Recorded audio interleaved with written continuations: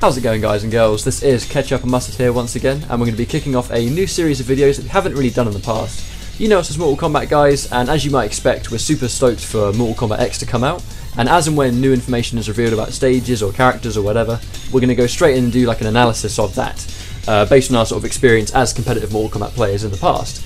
To kick things off, we're going to get stuck in with Ermac. Ermac is a returning fighter from Mortal Kombat 9, he makes a return in Mortal Kombat X, and we're going to really sort of break down what his playstyle seems to be, what his variations are, and what his moves are, be it returning or new moves. Hope you guys enjoy it, and let's just get stuck in.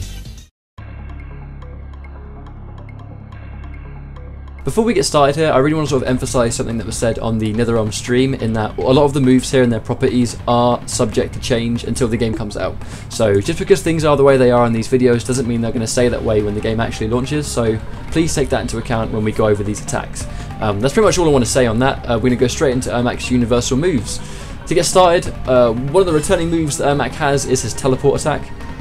It functions the same way it did in Mortal Kombat 9, and he'll disappear, reappear the other side of the screen and punish the opponent for doing a projectile or whatever from full screen. In Mortal Kombat 9 it would leave the opponent staggered and standing. In Mortal Kombat X it will knock down on hit now. There's just enough time though that you can actually land a low attack and combo off the teleport, but you can use a bar of meter to sort of leave the opponent slightly higher, which gives you more juggle potential. It definitely looks like kind of really revised that and improved it slightly. His Force Blast is now actually an attack by itself. It used to be a case of you would do his straight projectile in the air in Mortal Kombat 9 and the Force Blast would come out. Now they've really turned it into its own attack, which can be used grounded or in the air. That's quite a nice addition because it was a really useful move, but it covered a lot of ground, and it's nice that they've now given it its own attack. You can shoot it on the ground, you can shoot it in the air, and you can also shoot it in the direction of the air for an anti-air. It looks quite slow, so I'm not sure if it will be consistent, but we're just going to have to wait and see, I suppose. A new attack coming back here is the lift. His lift works the way it did in Mortal Kombat 9, somewhat, in that it's got more range now. It has the range that his force push used to have, but now it will sort of splat them on the ground on its own. But if you use the bar of meter, that will now cause the opponent to bounce up, which gives you more combo potential. That's quite a nice touch because it now means that he's got to pretty much work for his meter slightly if he wants to combo off the lift, because it has got insane range on it, and that's a pretty cool thing. It definitely allows him to sort of play more of a space control game, similar to the way he used to in previous versions of Mortal Kombat. His back 2 is making some kind of return. I say back 2 because it was a really sort of relevant normal attack that he had in Mortal Kombat 9, where you could charge it and it would become unblockable if you charged it fully. We don't know if it's unblockable in this game, but I think because it was such a significant attack in Mortal Kombat 9, it's worth mentioning that we can see it here. His levitate also returns. That was not a very good move at all in Mortal Kombat 9. The levitate was very slow, had a lot of startup time, was very predictable, but they've kind of revised it here in that they've made it a lot quicker. You can cancel it faster, you can cancel it from a jump, which is a big deal because you can now potentially use that levitate to sort of save yourself from a projectile or some kind of incoming attack.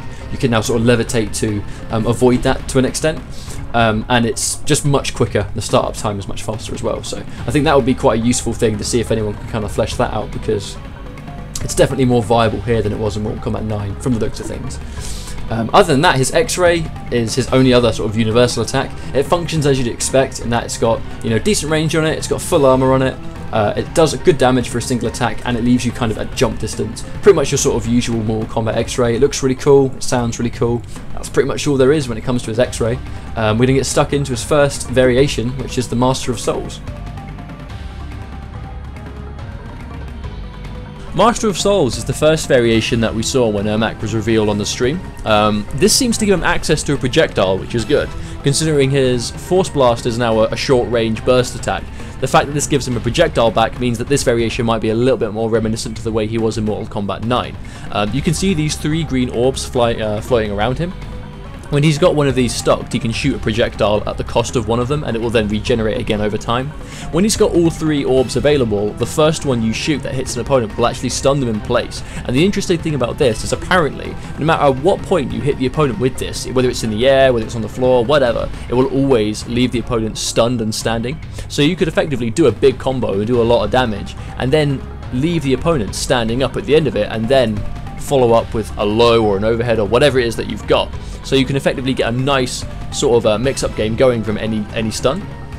This also gives him access to a disappear, which seems to completely make Ermac invincible and invisible from all damage for a certain amount of time. It looks like he's vulnerable going into the state and while coming out of it, so I don't think it's a complete free way out of everything, but the fact that he becomes immune from damage, he can be walked through, ran through, means that he's going to be really good at avoiding projectiles and long-range characters, whilst at the same time having a lot of range with his choke, with his lift, with his projectiles. So I think that Master of Souls will give Ermac a lot of potential to keep things going for his favour from a really long distance. So I guess we'll see what happens there. The next variation we'll be taking a look at is the Mystic variation. It pretty much increases Ermac's psychic ability, and it gives him a bit more sort of combo potential in the form of a returning move and a slightly reworked version of his lift. Straight away we're going to go into his lifts, because there's not much to it, it just has a different property now. When Ermac lands his lift, the opponent is now floating in the air rather than being splattered on the ground. That's really cool. It means that he just gets a bit more combo opportunity from a lift. It will still function the same way. He can now just get more damage off it, and then, you know, we don't know what kind of setups and knockdown possibilities he'll get, but either way, slight rework to the lift, and that is the Mystic lift. Other than that, the Force Push from Mortal Kombat 9 does make a return, and that is his other attack in the game. It will seemingly function the way it did in Mortal Kombat 9, in that it comes out really quick, it covers a good amount of the screen, sends the opponent full screen on hit, and has a really tall hitbox on it as well, which means that in Mortal Kombat 9 you could kind of keep the opponent in check, stop them from pressing too many buttons, while at the same time leaving yourself relatively safe. Because it doesn't cover as much of the screen, it might be more unsafe on block this time round. But the cool thing about this attack is that if you use the meter burn version, it will actually drain the opponent's meter. We weren't really sure if meter burn, meter drain would make its return in Mortal Kombat X, but seemingly it has. It used to take the form of a stun attack, but now it seems to just literally be the attack by itself. The cool thing here is that you can sort of do your B&B and then end the combo in the meter drain version of that, and you know, you're not having to really alter any combos, you're just choosing to take their meter away. And obviously a game like Mortal Kombat with meter being as important as it is, the fact you can take that away means they can't break, they can't do their meter burn attacks, and it leaves them in a good situation, and that is Mystic. The final variation to Ermac is the Spectral variation. The biggest and only change to this variation looks like his Levitate has been swapped out for a hover ability. So similar to Sindel in Mortal Kombat 9 and Mortal Kombat 3, Ermac will gain the ability to freely fly around the arena. So he can go higher, lower, to either side. He can use a variety of different special moves, be it his fireball or his teleport or anything like that from the air. He can also cancel into this by the looks of things from his airborne special moves, I think. I mean, going by what we see, that's what it looks like anyway. But this does have a time limit, so it doesn't look like he can be in the air indefinitely. But this does seem to give him a lot more mobility. I'm not sure if I like this variation. It looks like it has a high risk factor to it, in the sense that there are a lot of characters that we already know that have special moves that can cover the air that he seems to be able to take up.